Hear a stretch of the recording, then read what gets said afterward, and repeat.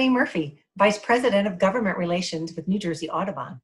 Today I'm joined by two staffers working with New Jersey Assemblywoman Valerie Venneri-Huddle, who represents the 37th District in New Jersey and who has served that district for 7 consecutive terms. The Assemblywoman has sponsored several landmark laws, including the Human Trafficking Prevention, Protection, and Treatment Act, and has led efforts to reform the Port Authority of New York and New Jersey. Among the Assembly committees that she has chaired or co-chaired include Human Services, Homeland Security and State Preparedness, and most recently, Aging and Senior Services. We are so pleased that her Chief of Staff, Katie Wertheimer, and her Legislative Director, Devin Baker, were able to join us here at New Jersey Audubon to talk about the issue of the day, the pandemic, and to discuss the Assemblywoman's continued work supporting public health and conservation issues throughout the state. Hi, I'm Assemblywoman Valerie Venneri-Huddle. Welcome, Katie and Devin. Thank you for joining me doing this interview for New Jersey Audubon membership. I really appreciate it. So tell me a little bit about your background and your position working for Assemblywoman Venneri-Huddle. So I'm Katie Wertheimer. I'm the Assemblywoman's Chief of Staff. In terms of my background, I went to TCNJ, New Jersey Pride, and I studied history and I minored in sociology and Russian. And I wasn't entirely sure what I was going to do. And I definitely never saw myself going directly into politics. I kind of fell into it. At the end of my college career, I did a fellowship on the Hillary Clinton campaign. And that was really my first foray into that kind of work. And then I interned for Planned Parenthood Action Fund of New Jersey, which led to employment out of college. And so when I went to go work for Planned Parenthood after college, I became a lobbyist, which definitely was not part of my plan. I just really cared about reproductive health care and rights and justice. And so I ended up really liking it. And then from there, I went and I started working for the Assemblywoman. How about you, Devin? Well, first I want to start by thanking you for having us on these chain of interviews. I think, it's really important for people to really understand, the people behind the legislators. We're the ones that are doing all the nitty gritty hard work, and like a lot of us really love what we do, and we're really just happy to be here. So again, thank you for having us. So my name is Devin Baker. I am the Legislative Director for Assemblywoman Venneri-Huddle. Kind of like my background, I went to Rutgers New Brunswick for my bachelor's. I got a bachelor's in political science, economics, also a minor in sociology. After that, literally like a week after I graduated, I started interning for the Bergen County Democrats. They were doing a lot of hotly contested campaigns up here. I'm originally from Bergen County. I'm originally from Teaneck. I actually moved back to Teaneck earlier this year, so I'm happy to live in district. So I was working on some of those campaigns. That led to a job at the county. I ended up working for Bergen County Freeholder David Gans. So I went the ins and outs of county government and kind of got my start in public service. Like Katie said, I didn't really know what I wanted to do when I started off in college. I definitely wanted to do something involving helping people. I've had family members who have had issues with mental health and addiction issues, and I thought, if I could, somehow create policy to really do this, that would be great. While I was at the county, I got my master's degree in public administration. I went to part-time to Rutgers Newark, so I got my MPA there. And then soon after that, I started working for the Assemblywoman. When my friends gave me a call, I was like, hey, the Assemblywoman, staffer is leaving, and everyone knew that I wanted to work for the state, so they gave me a call. Sent in my resume, had the interview, and was hired in late 2018. So Devin, tell us what a legislative director does. What is your role day to day? I do. It's basically my job to pinpoint the Assemblywoman's policy agenda. I handle all of her bills. I handle from start to finish, whether it's drafting bills, getting them amended, pushing them through the process, through committee, trying to get them voted on the floor. It's my job to, work with interest groups like your own, and kind of drafting legislation that, we feel it, makes sense. We feel that, will work in the long run. So, it's my job to really do with the detail orient of the legislation themselves. And I'm Katie, of course, who, kind of points in the right direction. Just because I'm focusing on so many different things, I just need someone to kind of just like, hey, look into this, look into this. So, I just, watch and push the legislation through the whole process and do research and, anything that someone really needs, we're there for. Yeah, that's great. As opposed to a chief of staff, Katie, you're the chief of staff. What is that role like? What is your day to day? It depends on the day. That's for sure. It's many hats. I definitely work with Devin on the legislation. Certain issues I tend to be a little bit more involved with Devin in, specifically reproductive health care, just because I have a background in that and women's issues. I'm also very passionate about harm reduction and working, on legislation to help people who deal with addiction issues. So we work on those a lot as well. But I would say the majority of my work pertains to communications for the Assemblywoman, working on op-eds and statements, press releases, and also preparing her for interviews with the press. And then I also work a lot with our constituents. So we have, especially right now, we have so much casework coming in due to COVID. A lot of it, unfortunately, is due to unemployment. And so I would say, 80% of my job right now is unemployment and COVID related. During normal times, casework may not be as necessary to be involved.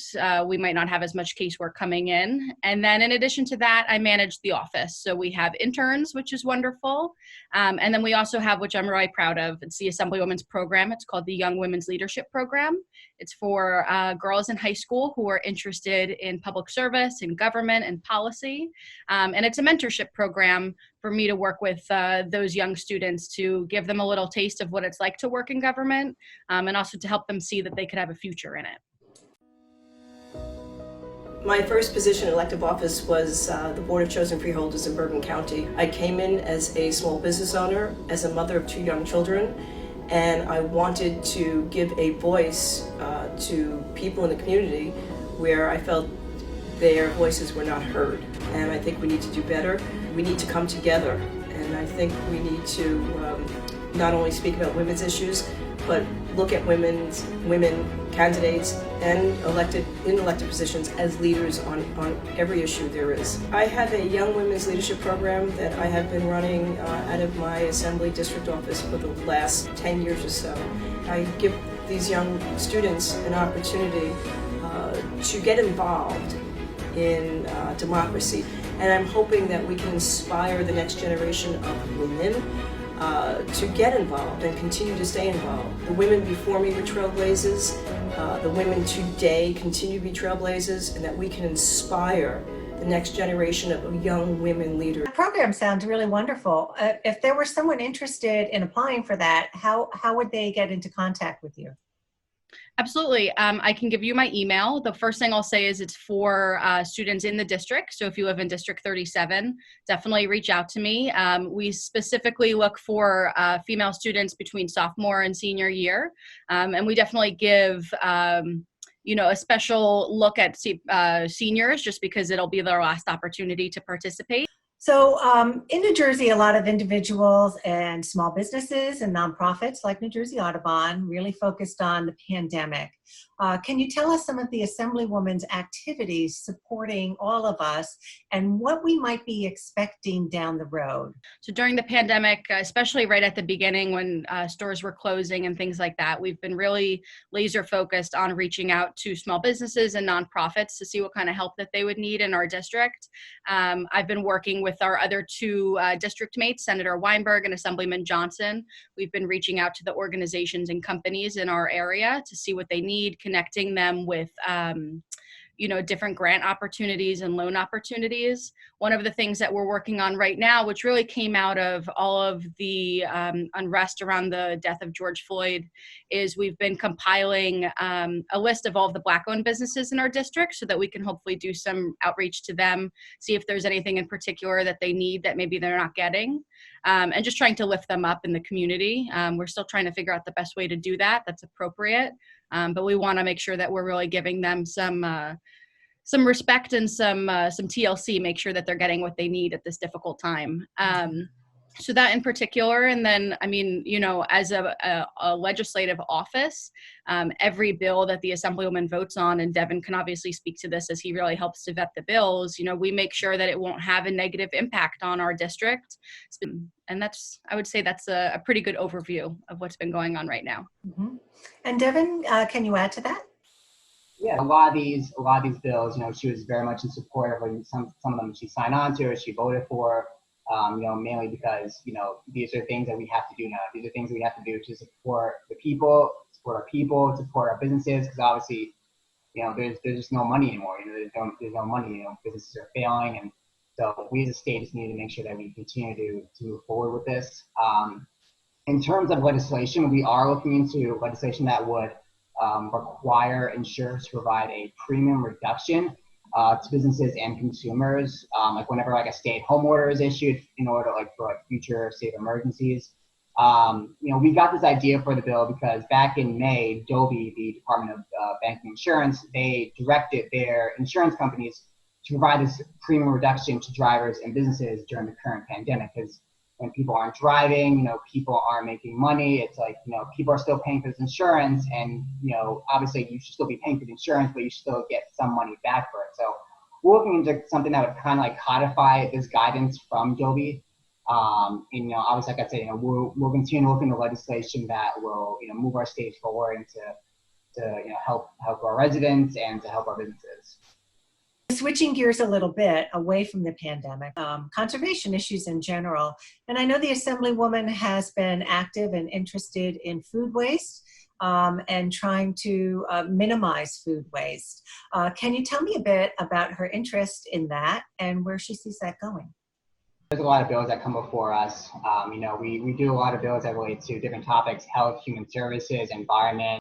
A lot of times, you know, certain groups will come to us and be like, hey, you know, you should sign on to this bill. And especially if it's a group like yours, or if it's some other environmental group that's like supporting a bill like this, then we'll be like, you know, then, you know, and this woman was very much environmental. So that's kind of how she decided to sign on to it and to continue to support it.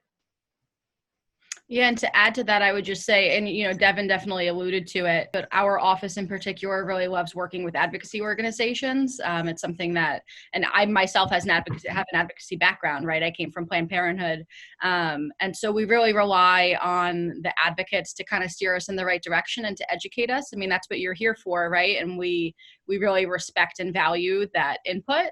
And so especially when it pertains, I'll speak for myself, when it pertains to environmental issues, I was a history major. You know, anything environmental and sciencey is definitely not my my wheelhouse. And I would say on environmental and conservation issues, that's where I value the input of advocates the most, because I feel like there's so much to learn from them.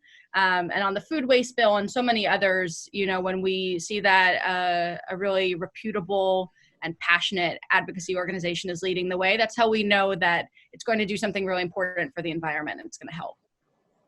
Well, great. Another issue that I think she's interested in is green energy and renewable energy, and in economically incentivizing businesses, because it needs to be affordable, clean energy. So can you give me some of her thoughts about that and where she sees that going? Yeah, I can start this off. You know, what that bill does was provide a tax credit to individuals who design and construct these green buildings, which are these environmentally responsible and resource efficient buildings.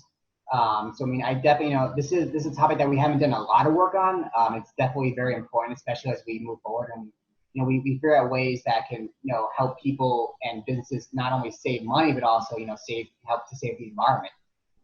There's a lot of issues around, you know, ensuring that they have some kind of mechanism in place, so that they can get some kind of refund, something back from the state. So if they're, you know, businesses are putting in this extra money to create these green buildings, you know, to create these structures that are more environmentally sound, you know, we as a state should be supporting that and supporting and doing what we can to support these efforts.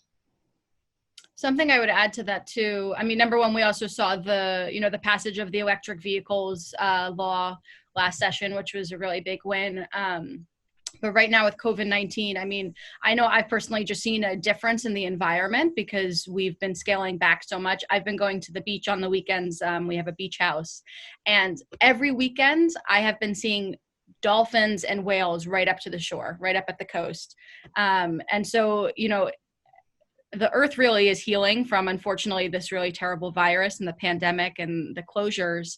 And so I think going forward, we see that it's possible for us to scale back in certain ways. And we're going to need to find a way to balance incentivizing businesses to make green decisions while also supporting those businesses to get back on their feet. So I think that there's a really important partnership that needs to happen in the aftermath of this pandemic that can kind of marry those two things together, right? Supporting our businesses to be more sustainable, but also supporting our businesses to sustain the losses that they've experienced.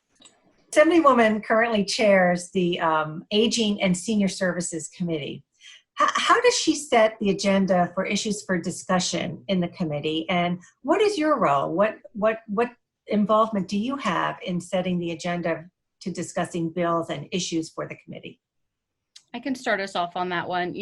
Especially right now, setting the agenda. We just had our first hearing in a while. It was a joint hearing with the Assembly Military and Veterans Affairs Committee. And so when we're picking our agendas for the committee, whether it's a joint committee or, on our own, the first thing that we're looking at is what is the most persistent issue that needs to be addressed right now. So obviously the Aging and Senior Services Committee needs to be looking at the COVID crisis, a virus that disproportionately is affecting the elderly community.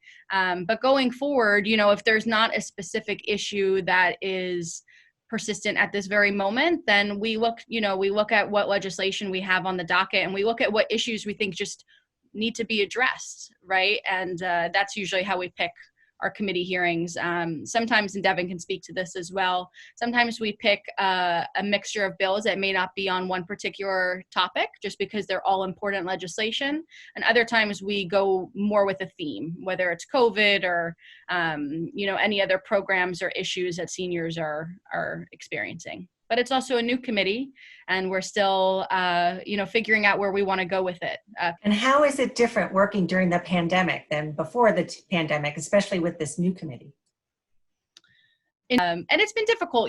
Devin obviously has his own opinion, but something that I really love about our office is the time that we have to sit in the conference room with the Assemblywoman with a pile of papers and just go through all of the different topics that we want to talk to her about, get her thoughts on, get her approval on.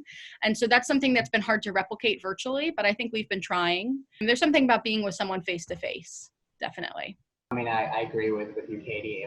There's been, issues and just dealing with communication, and a lot of times, when I want to reach another staffer or another legislator, I'll call their office and ask for their staffer. But because no one's in their office, I have to reach out to them directly through email if I need their cell phone or so it's always just been an issue with communication. But I think we've done a good job in handling that and moving things forward regardless. The other thing I would add to that is, we represent Bergen County, and our district had the first COVID case in Fort Lee. And, the epicenter of the epidemic for a while was Bergen County. And so we closed our office before the state shut down. So we definitely had to adjust a little bit earlier than some other offices to working from home. We're also starting to find a new normal. So how important is it to you and to the Assemblywoman to hear from constituents like New Jersey Audubon? We're dealing with a lot of different bills with different topics, and we're working with different groups. So we need groups like yours to kind of come to us and be like, hey, you should sign on to this bill. It's make us aware of this bill, or hey, you should sponsor this bill that does this. And so it's really important that we work together, especially if we're trying to accomplish the same thing. If someone who's an environmentalist will be gladly to work with environmental groups on a bill that's hers or on a bill that someone else's that we can try to push forward. And I just think it's important for groups to just kind of keep us in the loop and keep us moving forward. Because obviously, we don't always know what's going on with the environment, with conservation efforts. So we kind of just need to be in a wherewithal, from these other groups.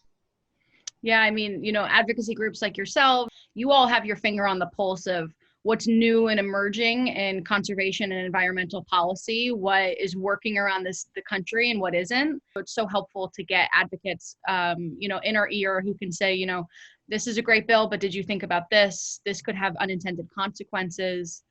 She doesn't think she's an expert on all issues.